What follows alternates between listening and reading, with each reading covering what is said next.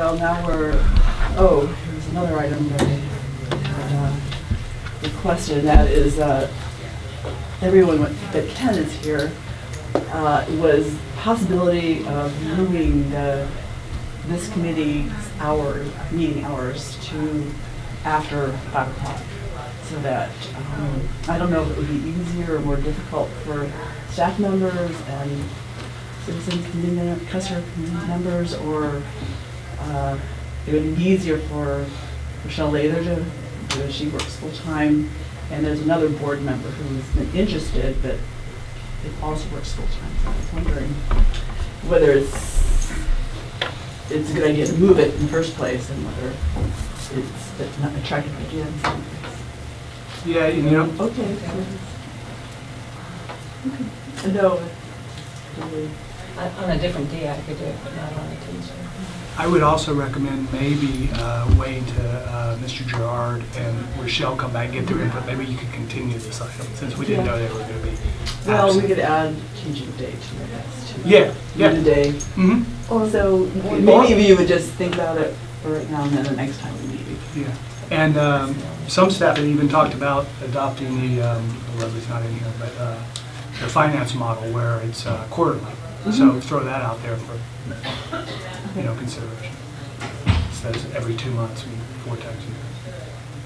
Yeah, sometimes those are. So would you like us to bring this item back? Yeah, I think Okay. it was 2 months from now, so it should. Okay. We'll do that. Great. So the next is the update and the purchase pilot project, service water purchase pilot. If you want to film the screen, you can come over here if that's better for you. Is that for you? Yeah, well, That's a good Christine and idea. I are going to share the presentation for this item. And we have a couple topics to talk about related to the city of Santa Cruz. There's the Aquifer Storage and Recovery Project, which is a city test project. They're investigating the injection capacity at the Belts 12 well, and they are in the midst of that testing, and we've been coordinating with them to help monitor water levels at different monitoring wells and production wells. They are injecting their treated surface water, recharging it through the Belts 12 well, and then extracting it, because their plan or their investigation is an aquifer storage and recovery well, which is a little different than just a dedicated recharge well. Their intention is to recover water that they recharge. That work should be done in the middle of July. Any questions on that topic? Do we have any results yet? Because they, I assume, already did their day-long and They their did the week-long. day-long and they did the week-long. I think they're just about to get ready to do the extraction after the week-long Okay. rest. 2-week-long rest. Okay, so it was 7 days of injection, 2 weeks rest, and then a week of extraction at like 700 gallons a minute, 24/7. So that will probably be the most eye-opening, is the extraction. We have some limited data from our SCADA wells, but I don't know if we have the rest of the data for the monitoring wells. And the city has their own logger at SC13, which is at Garnet, which is screened in the TU. And of course, this Belts 12 well is screened in the TU as well. So And they're also going to SC 22, 22. yeah, which is over near the UPS store on 41st, near Bevmo. We'll bring that back at the Yeah, appropriate yeah, time. when the city is ready to share that data, or when there's more of it to share, we will definitely share it with this committee as well as our board. What are they looking to find? Because, I mean, it's problematic. You don't have a control situation, because if this was a dry year, you'd see different results than in the fact that it's going to get like 3 inches of rain in the next couple of days. And that really changes things, and I'm just wondering, what are they looking to find from this? When you say changes things, do you mean changes the amount of water they have to recharge, or the natural Well, it recharge? changes the hydrology, I mean, the groundwater hydrology. I mean, if it was a real strong drought year, you know, the water table will be down here, and now it's gonna be up like here because of the rains we're having. And, I mean, other things are changing, so I'm not sure how you find a particular result you're looking for, because it could be caused by the recharge and extraction, or it could be caused by just the normal recharge that happens. I think they might be looking at relative groundwater levels. What are the levels when they started the test? What are the levels when they end the test? And then what are the levels at the end of that? So I think it's all relative. It's a very preliminary first cut, to see any drastics going on, because I think Yeah, I they do think- next year too. Is that their plan? Well, Because of the water transfer can kind of impact that as well. right, I think, like you said, normally we would be operating O'Neill, and they asked us not to, And Garden. and Garnet, and Main Street. and they're off. And so it isn't necessarily the conditions that would be in place during a normal year. And we did ask the city to consider a subsequent test with those wells, because we're concerned with during the extraction, as well as if the city and the district are both withdrawing, and what impacts that would have. The So, water levels, and then also if it has anything to do with any ammonia concentration fluctuations at O'Neill. That'd be interesting. right. So since we can't operate O'Neill, we can't actually take samples from Right.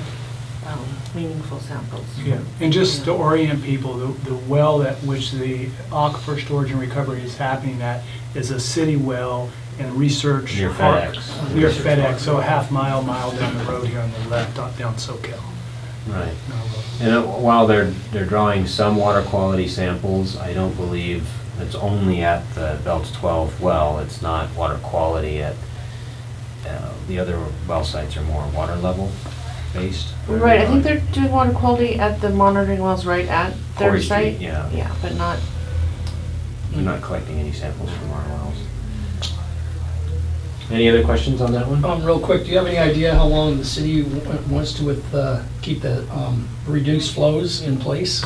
Oh, well, we haven't even gotten to that one. You're talking about the volume of water transfer? Oh, sorry. Yeah, these are a little different. The first, I was looking under the main heading. I thought Yeah. you mentioned that, I'm sorry. okay, we were talking about the ASR's work, Mhm. and then this next item is related to the O'Neill intertie and surface water purchase from the city, the pilot project.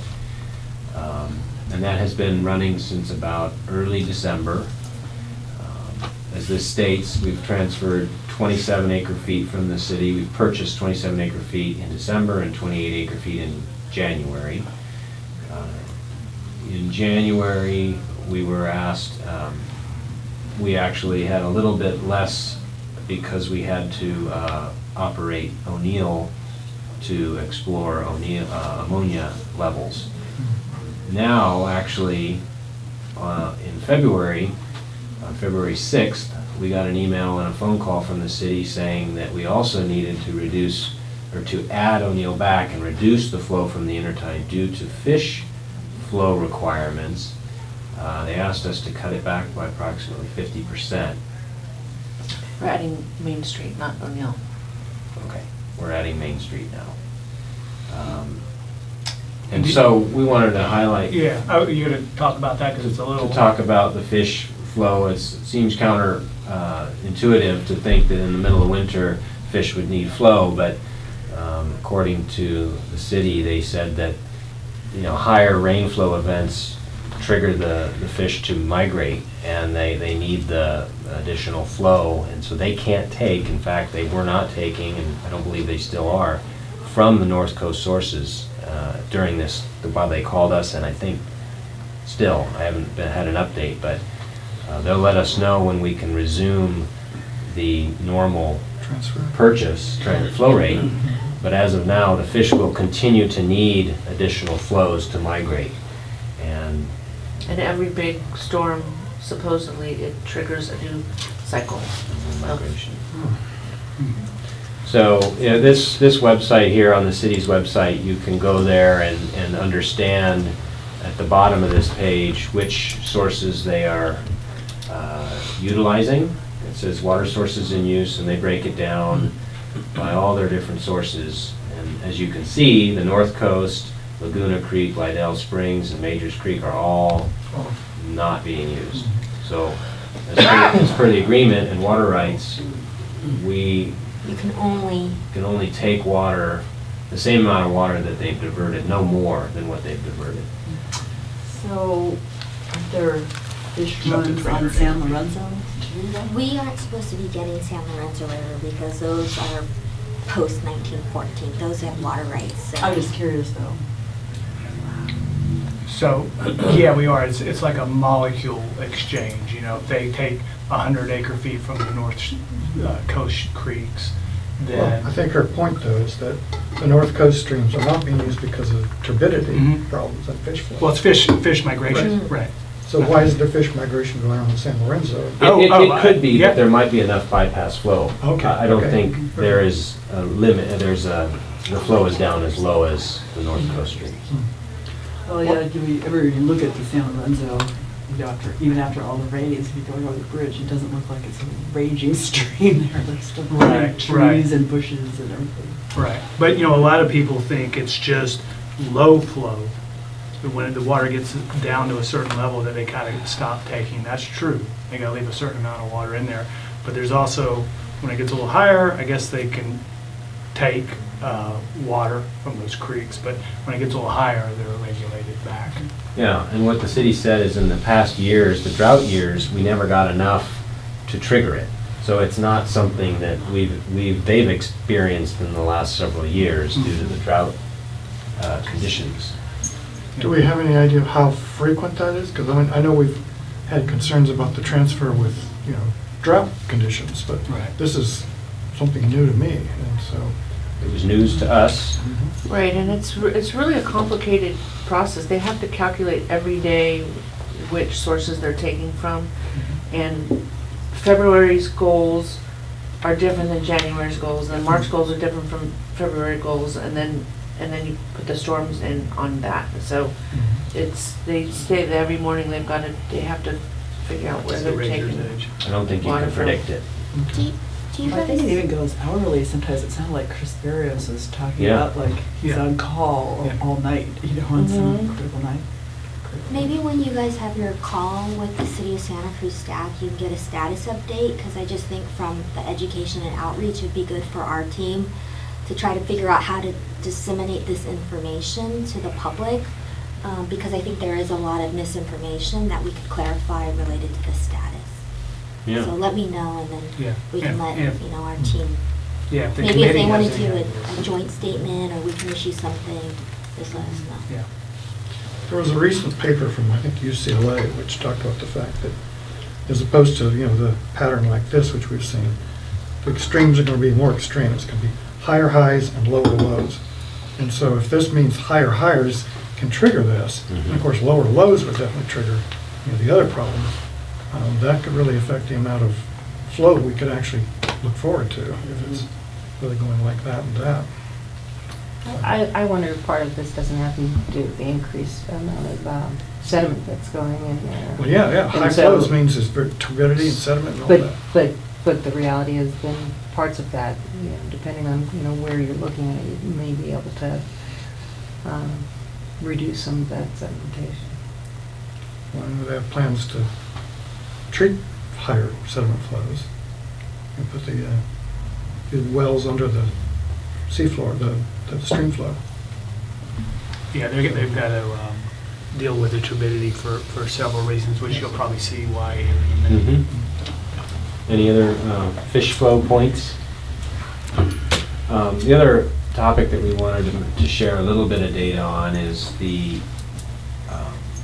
city's surface water was known to have a different water quality and different parameters, and that's why we're doing this pilot test, is to see what it does to our system, and also just those disinfection byproducts and other corrosion potentials.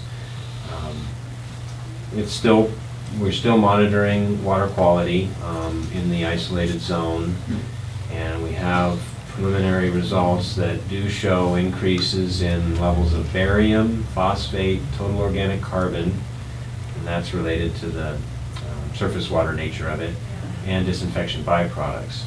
And we have, I'm sorry, the phosphates they add that as a Orthophosphate. corrosion inhibitor. yeah, we knew that we'd see increases in phosphate because they added at the Graham Hill treatment plant to minimize the aggressiveness of the water. Are we monitoring nitrates levels? No. We have noticed a decrease in pH, alkalinity, temperature, and chlorine residual, which is a challenge for our system. When we say disinfection byproducts, there's total trihalomethanes and haloacetic acids that we'll look at in a little bit.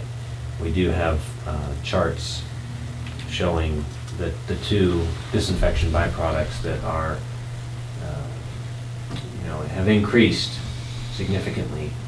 What we want to show here on this slide is in red, these are for total trihalomethanes, and in red here on 80 parts per billion is the state's maximum contaminant level. And between October and the end of November, we have a period here where we were not buying city water. This is well water, district's well water, and you can see the levels. And the different colors of the different wells? No, these are different sample stations. They're, and after this vertical line is when we open the valve at the beginning of December, and the increase in levels are quite evident in this slide.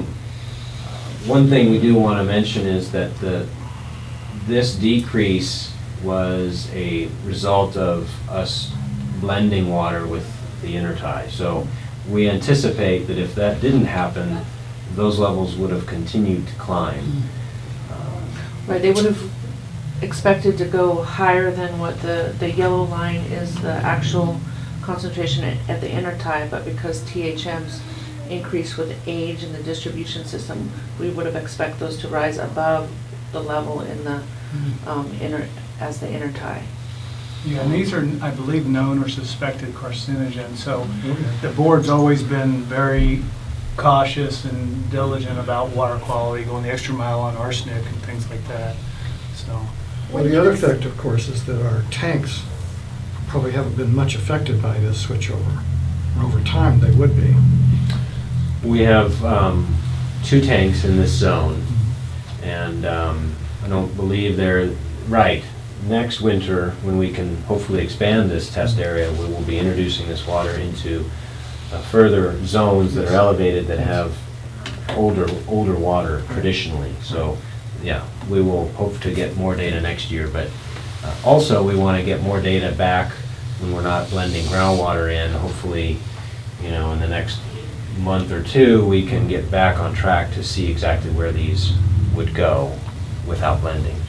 So let me ask, so Christine, are you monitoring it to see if it starts to get closer to that? It's getting kind of close as it is, but to the MCL, would you, reduce the intertie or just stop it because we don't want to exceed the maximum contaminant level, do we?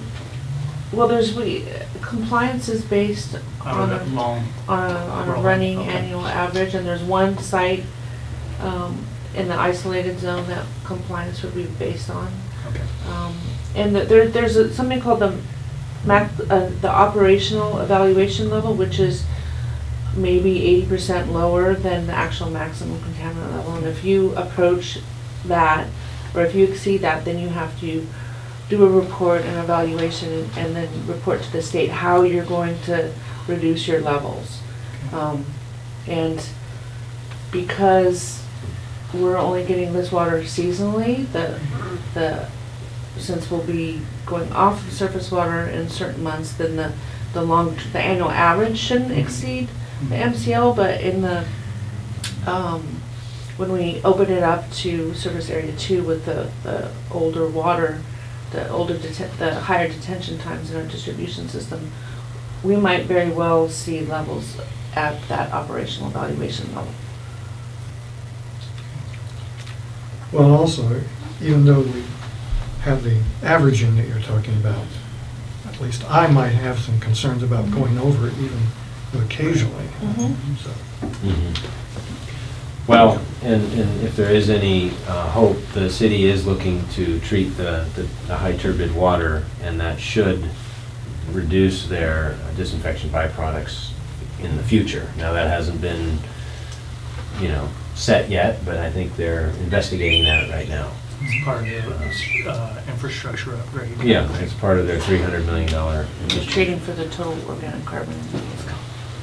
So the other disinfection byproduct is haloacetic acids. They have a similar 60 parts per billion is the state's MCL there, and that's shown in red.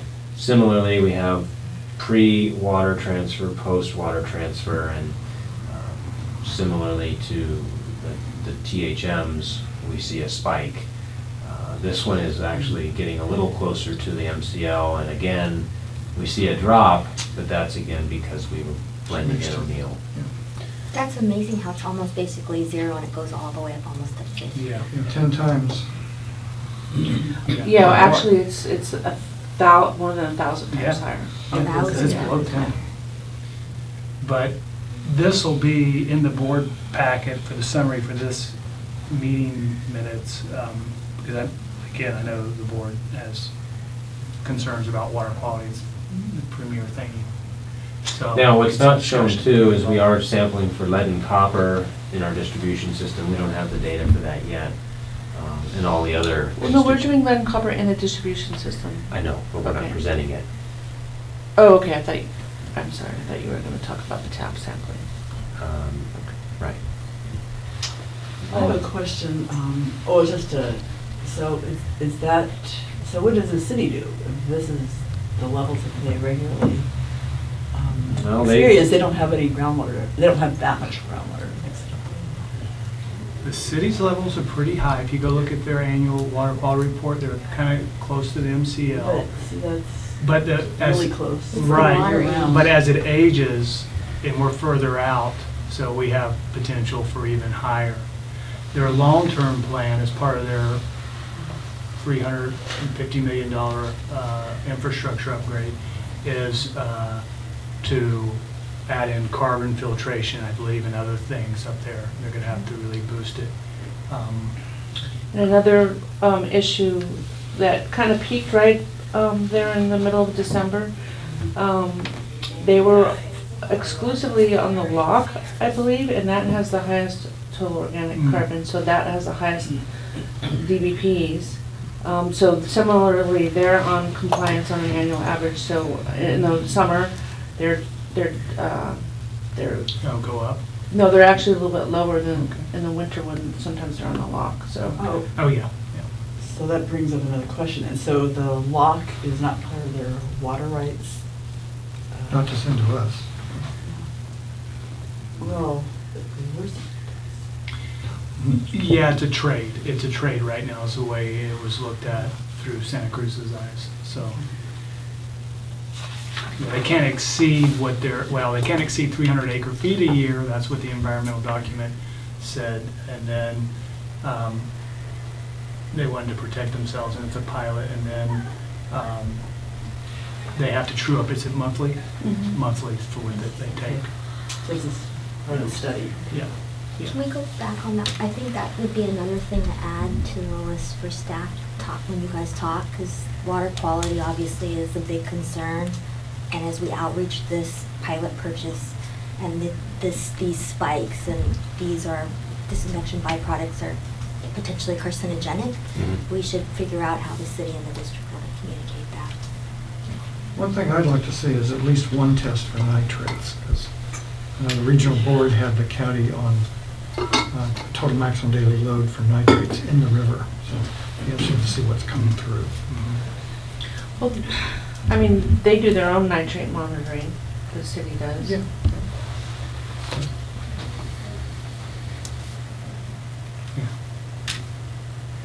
I mean, we can add that to our next monitoring round. Sure, just that'd be fine. grab some It's samples. not, Just to see. yeah, it's an inexpensive test, isn't it, nitrate? It's like Yeah, that won't be a problem. Ron, you wanna take this one? Sure, I'll take this. So, yeah, this is some information we wanted to share.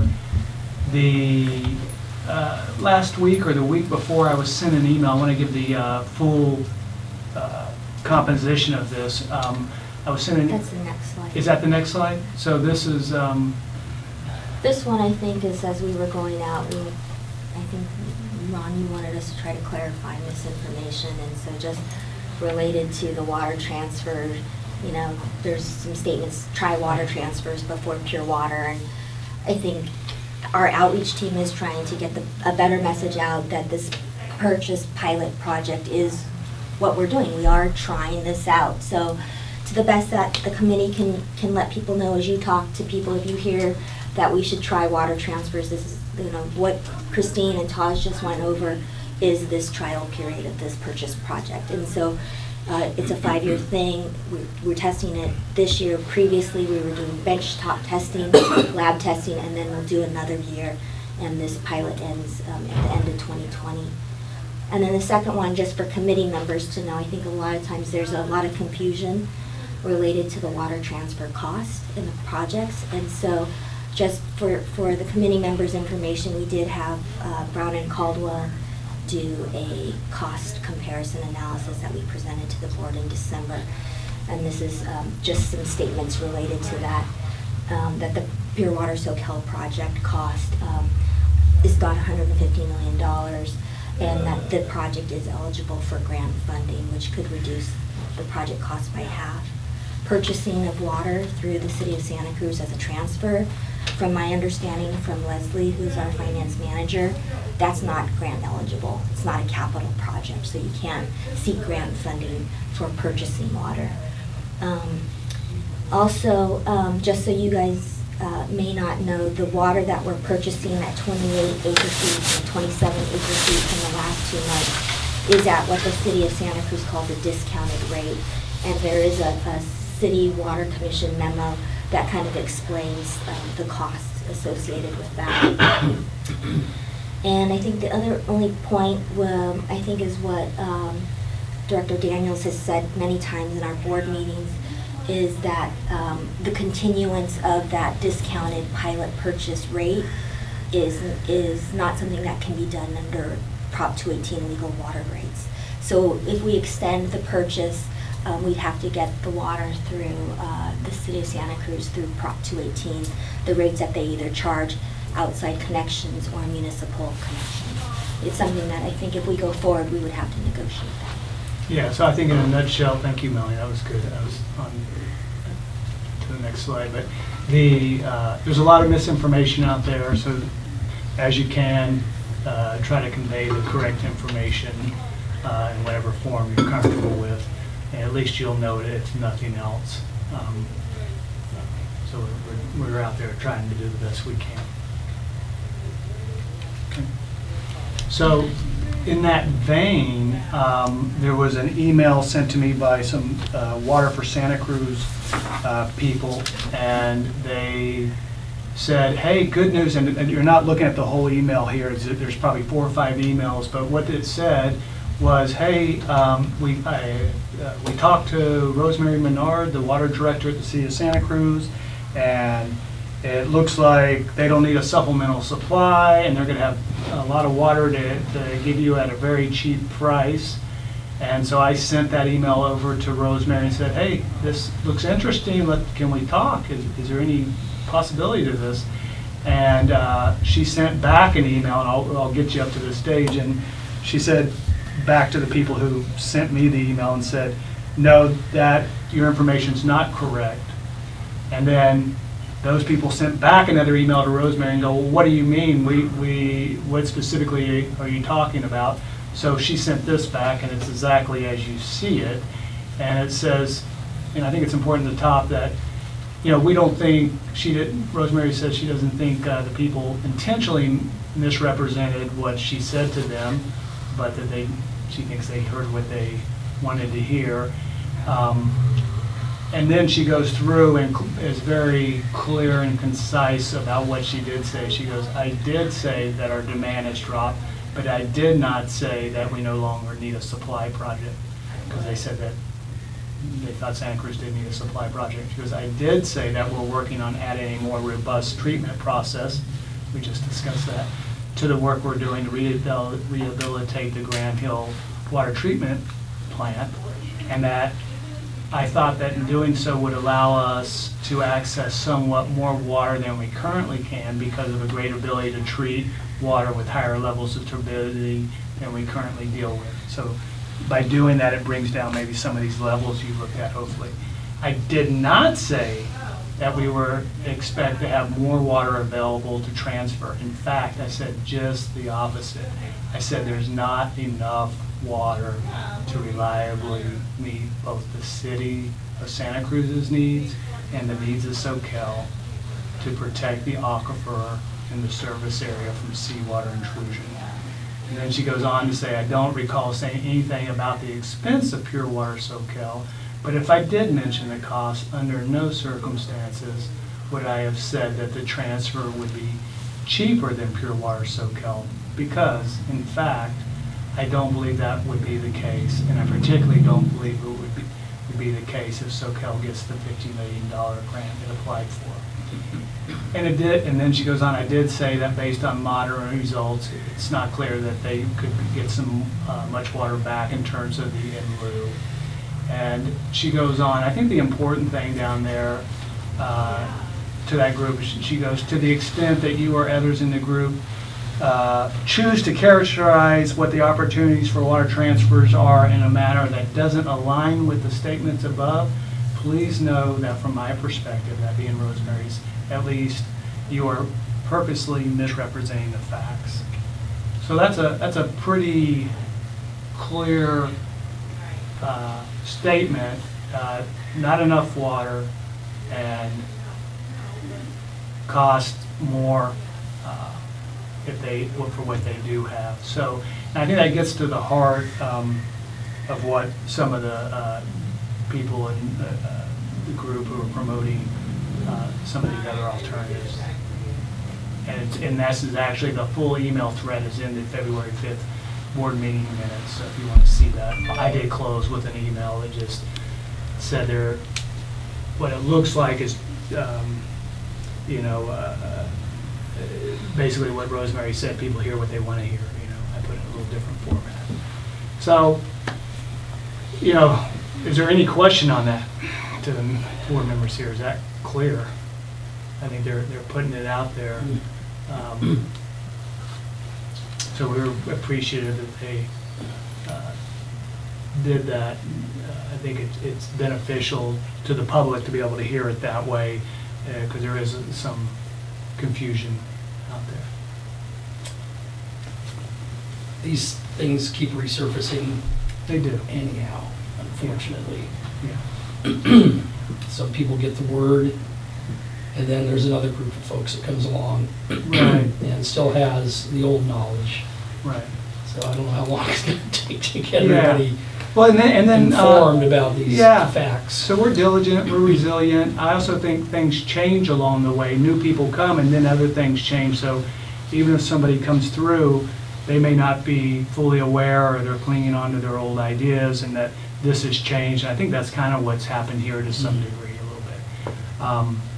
Why they, yeah. So anyway, we thought that was worth presenting and sharing with you all. I think another point is that none of these things are absolutely locked down. We're still doing modeling.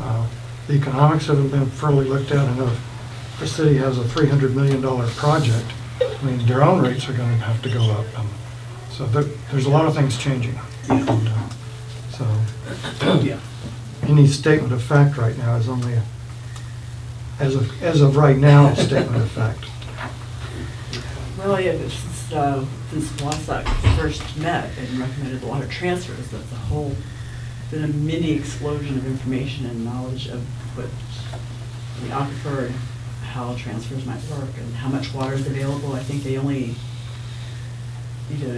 didn't study it with the idea of, study their water supply with the idea of transferring it until after that Wausau decision.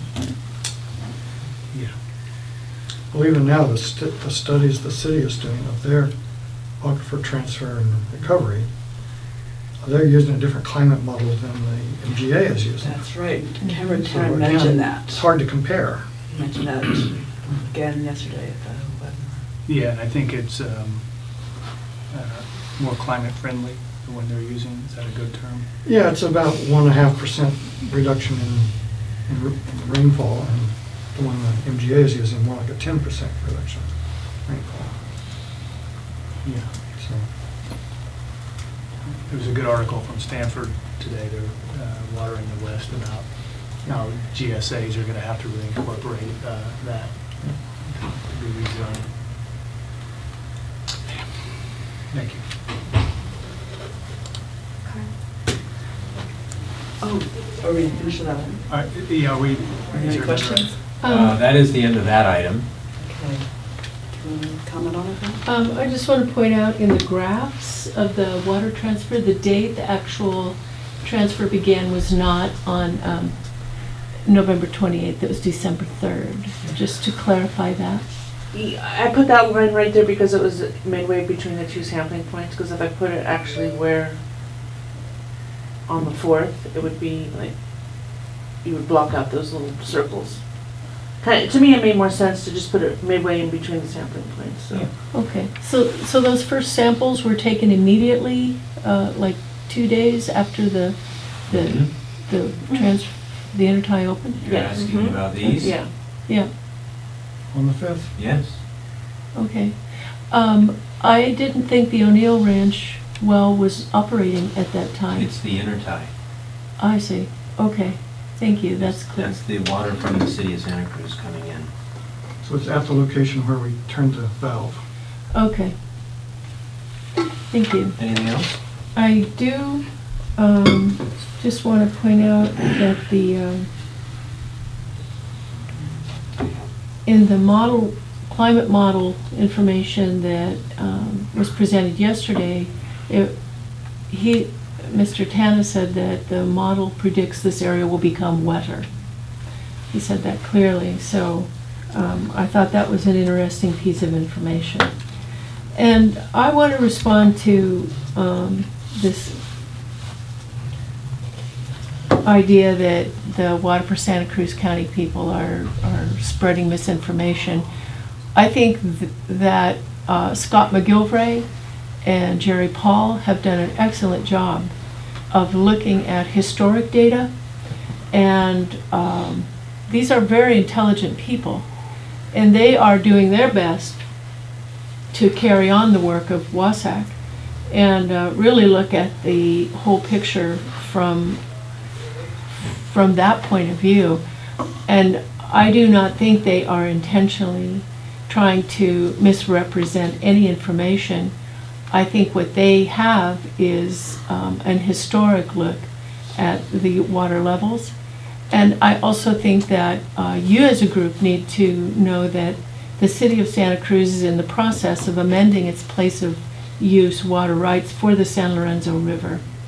So that's just another piece of information that needs to come to this table. Thank you very much. Yeah, I think right there, Rosemary pretty much says what she.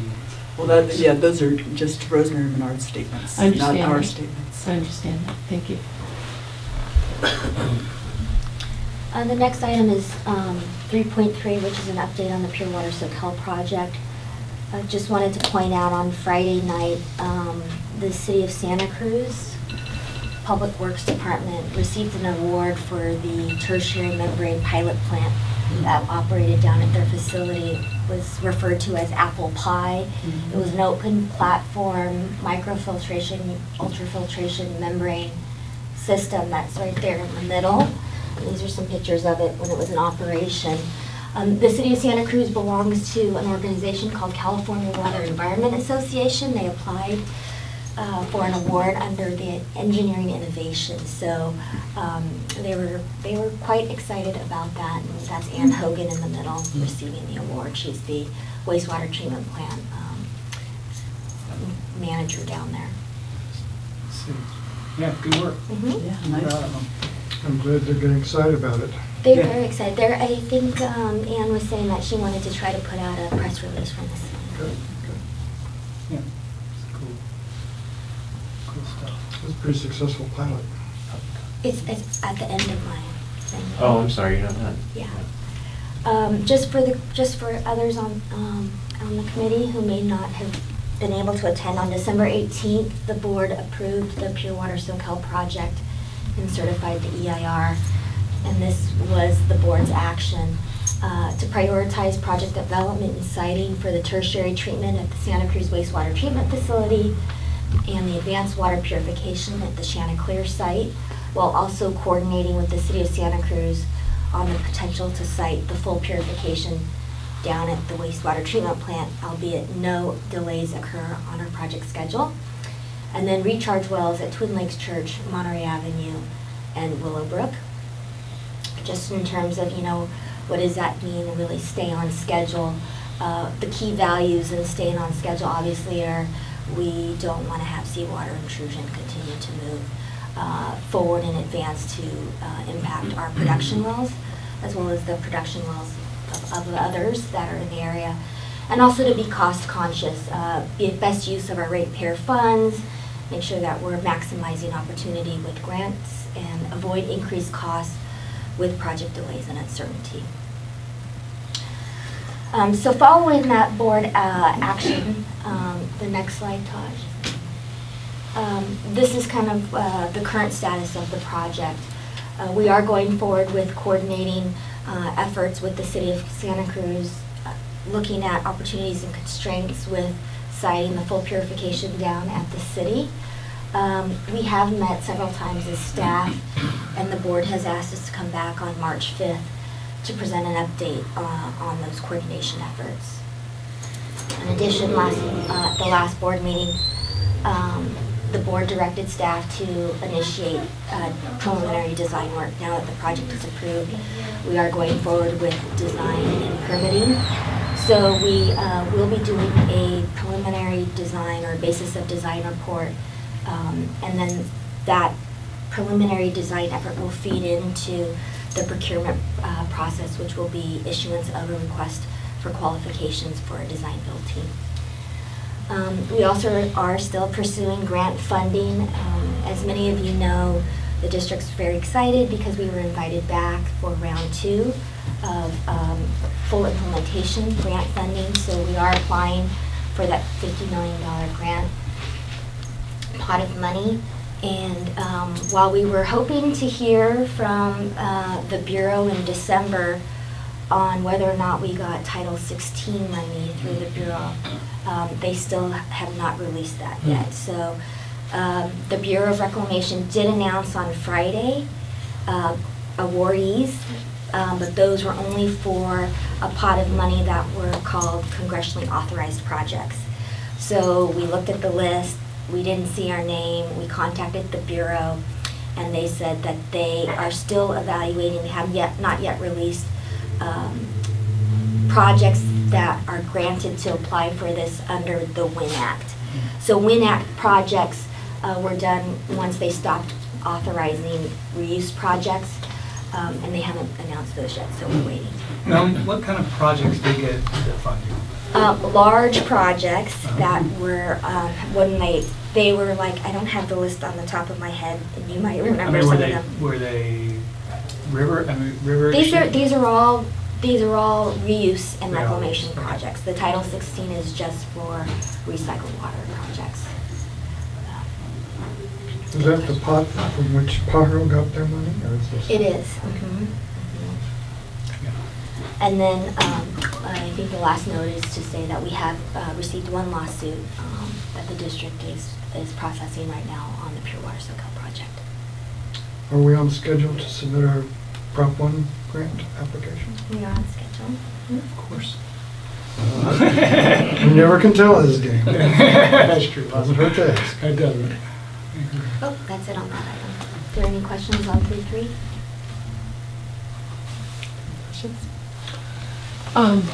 Thank you. As the person who has filed the lawsuit, I just think it's very disappointing that the district has elected to spend an additional $175,000 for legal fee instead of just curing and correcting the problems. That's all I'll say.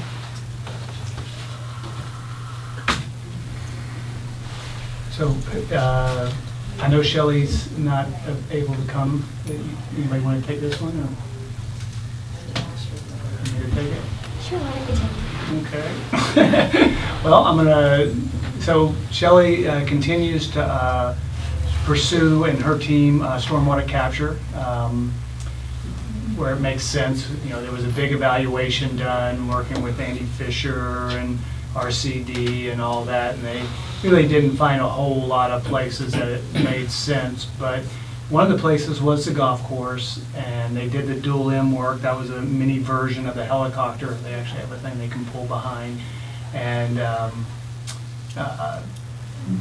so there's a new owner at the golf course, and they are seem like willing partners. So that's good news to that. So with approval from the owners, the county, who's been working with Shelley, released a proposal on January 31st for a consultant to do further evaluation at the golf course and at 38th and Bromer, which we're kind of excited about. Yeah, so that got that, and proposals are due back later this month. And I think the $35K that we got from the state, that was part of the MGA in a sense, can help cover some of that, so that's nice. So we know that's not able to solve even really a fraction of the problem, but it does, where it can make sense, reduce, runoff, stormwater runoff, and put it back in the ground, evaluate the potential to do it if it's appropriate. So, can be very expensive too, so that's one of the things we'll have to fully evaluate as we move forward. Okay. That's it. Any questions about the stormwater? That item 3.4? I do. How will the results of this be measured? We'll look at the proposal and everything when it comes out, and what the county and Shelley, the district, come up, and have to look at that to answer that question. Will there be like monitoring wells or anything in the area too? We'll have to see what they design with the consultant recommend. Thank you. Is this more than just sort of a perk test?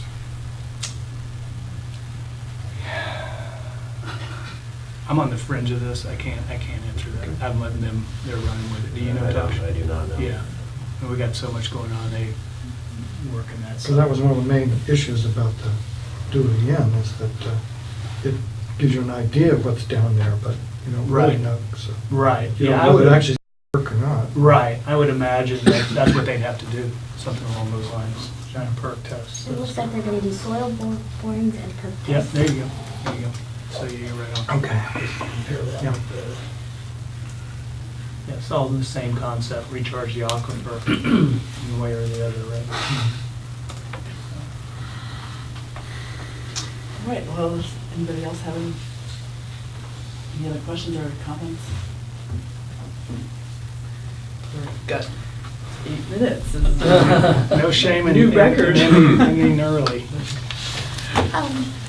Maybe I'll just bring that up just because it's part of the community water plan, and that's part of our special projects, and the outreach team is looking at, updating this, and we gave an update, I think, to the board on the deep water desal project just recently. Down in Monterey County, they have opted not to have deep water desal as their backup option either. If there Including Salinas, or? So So Cal-Am is now looking at their own desal project in Pure Water Monterey. And Pure Water Monterey is actually going forward with an expansion. So I think because of some of the project delays in the deep water desal, you can read, I can forward the article to everybody. That's as much as I know from what was in the article. But I was wondering if the board or the committee wanted to discuss, I know Ron and I have talked about, we currently have the 4 options still as part of our community water plan.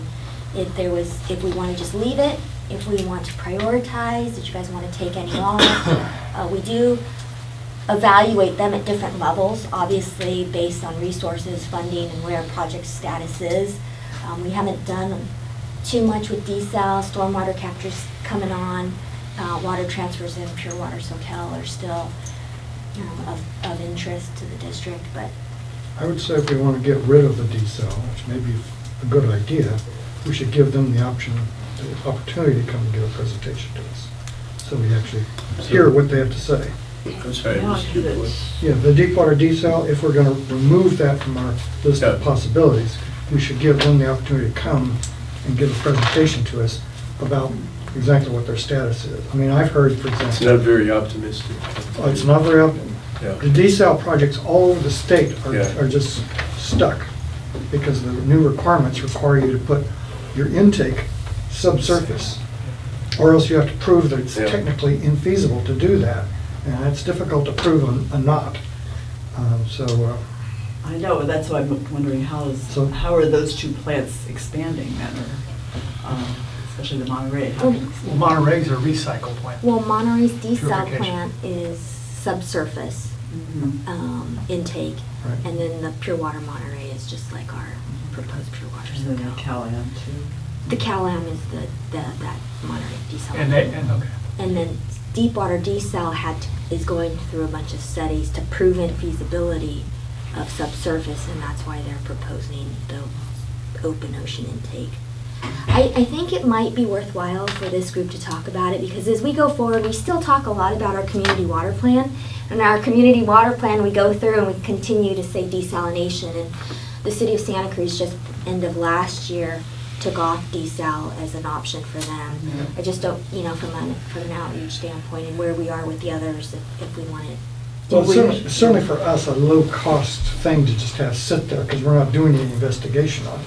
But it is kind of improper to be talking about it or even showing When it, it's when it's not even a possibility. Creates a misimpression exactly. that it's Exactly. possible, and it's not. Exactly I so. think it's not going to happen. And I wonder if, as much as I love stormwater recharge, if that doesn't create the same expectation, like, Yeah. could that solve the problem?